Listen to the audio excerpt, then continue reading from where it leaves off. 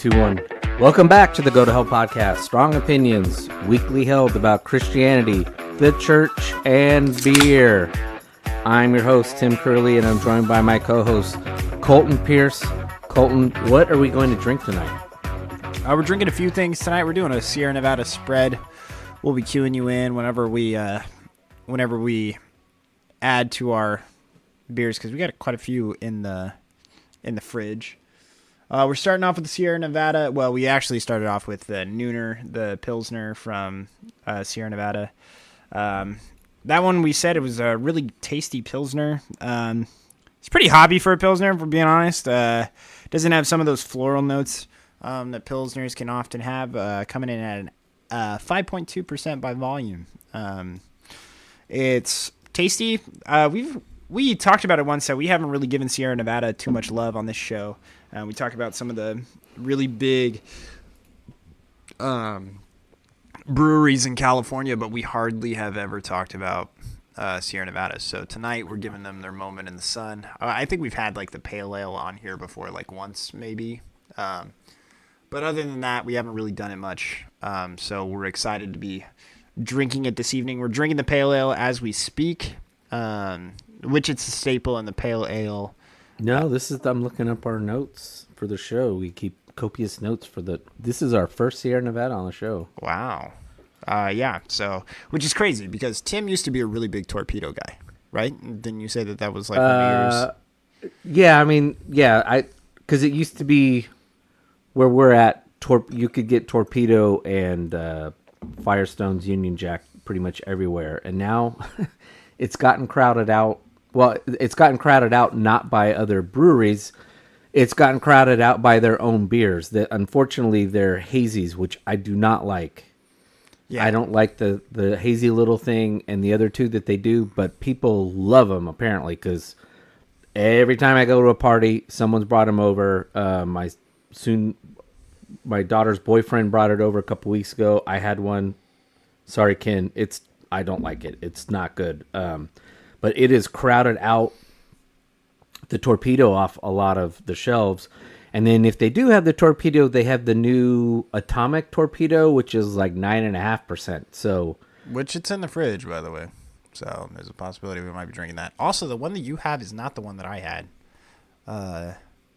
So I have the regular one I have in there is the Torpedo Extra, which is the classic Torpedo. Oh, is that what that is? Yeah, they've changed the label a little bit, but yeah, I used to drink it all the time, and then Lagunitas kind of moved it out of my rotation. But Lagunitas and them are the two probably OG West Coast OG in terms of not of like longest, but they are probably the best known nationally from the West Coast.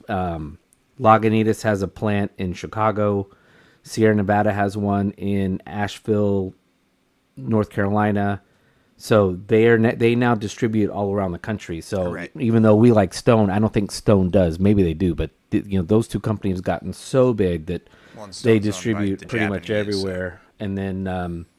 And then Sierra Nevada grows their own hops, and they actually sell hops to a lot of other breweries. So yeah, and then they also do their hop right around Christmas time. They do their hop harvest, and then they have the fresh hop beer that comes out. That'll overcrowd the system as well. That's what I was about to say. I was like, geez, how many the fresh hop Christmas beer was out. It's the one that's like the red package. The celebration ale. Yeah. So that one's always like, it's okay. Yeah. But the pale ale is I always forget how good the pale ale is. Like you said, it's not really a pale ale. I guess technically it is because of it's only 5. No, that's the ounces. I was like, what's its bitter index? It's 5.6 alcohol by volume, and it doesn't have an IBU metric. But anyway, it's tasty, so we'll drink that, and then a little bit later we'll find something else in the fridge that's Sierra Nevada, and we'll drink it too, and we'll let you know how it is. Yeah, there's lots of Sierra Nevada. I had a pack, so there's a rye out there, the Ruthless. There's the hop oil. Okay, so that one is not. That was the one that I was saying. So we were talking about two different ones. You have a different one in there than what I found at Sierra Mini Mart the other day. Oh, okay. So I don't know. But yeah. And then there's a red. There's a red IPA out there too. Ooh, malt. I do like red IPAs, but I'm also a harsh critic of them. So we'll see how it goes. If you're listening to this and you're across the pond, so to speak, a red IPA would probably taste most akin to an IPA in your country.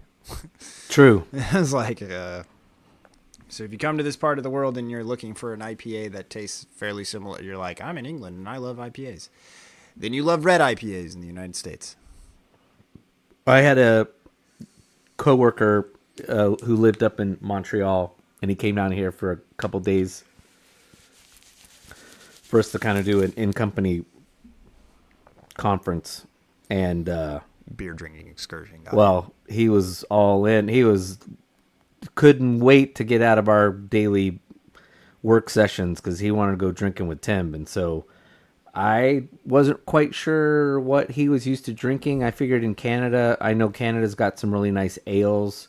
They've got some ones that, with some pretty high alcohol content, but I didn't know where he was on the IPA. So I tried to ease him in with the Slotcher. No, I tried to ease him in with like a hazy, and I basically got the Montreal equivalent of "What's that shit? Give me the real thing." And so he wanted as hoppy as possible as I could find. So we were drinking at the Whole Foods that you were aware of, that you've been to. Oh yeah, and had $50 broccoli at. So I did not have $50 broccoli at, by the way. I was smart about what I was buying. Okay, let's do our next beer of the week, which is the Sierra Nevada Torpedo Extra IPA. And just if you're not familiar with this, and maybe you find it someplace, but you're thinking, how do I get the regular IPA? It says Extra IPA, but this is their regular IPA. And I guess it says extra just because it's 7.2. Oh, that's a terrible pour. That's so sad. He's not talking about mine. I had a good pour. No, you poured like a champ. I poured like a rookie. This is like a 5-year-old poured my beer for me. I should pour beer, honestly. Oh, that's delicious. Delicious. Oh, it's just so good. I haven't had it in a long time. And before the show, we had a little pre-show aperitif, and that was the... I thought I said that earlier, didn't I? Didn't I give a shout out to the Nooner? I don't think we did. No? I'm pretty sure we did. But if not, another shout out to the Pilsner from Sierra Nevada, the Nooner. Maybe you did. Maybe you're talking about how it's got more flavor. I don't know. I thought I said it was like a hoppy Pils. I don't know. Oh, yeah. Oh, boy, that's really good. Maybe Tim shouldn't have an aperitif next time. Just kidding. All right. All right, we're drinking the Sierra Nevada Flipside Red IPA.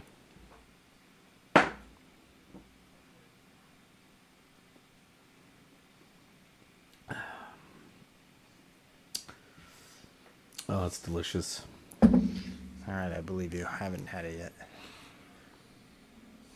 It has a different flavor. It's not really malty though. I don't know what that is, but I like it. Oh yeah, that's not. I was like, when I think of a red IPA, that's definitely not what I'm thinking. But it's tasty. If you are from across the pond, you don't want to have this one. It's got a little bit of malt to it, but it's nice. It's got a little bit of malt. It's got a little bit of hop. There's a flavor I can't put my finger on. No, me neither. I don't drink red IPAs. And it's got a really cool label. It's kind of Lord of the Rings-ish, frankly. Flipside is a bold yet balanced red IPA with enough malt depth to support huge citrusy and tropical. Okay, that's it's tropical flavor. That's what it is. Simcoe, Citra, and Centennial hops, which I think are my 3 favorite combinations. Everything with that. I was at a liquor store today, and I was anything that I'd never seen before. I was very carefully reading, does it have any Nelson hops in it?